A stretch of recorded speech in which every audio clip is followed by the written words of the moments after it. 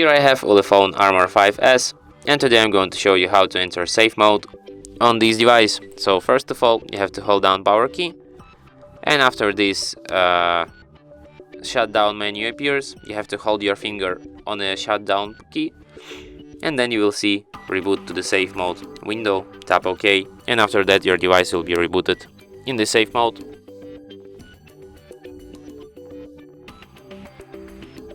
And as you can see, the sign says safe mode, which is the proof that we are in a safe mode right now.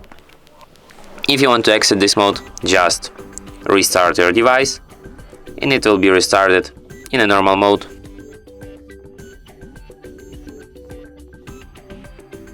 And that's it.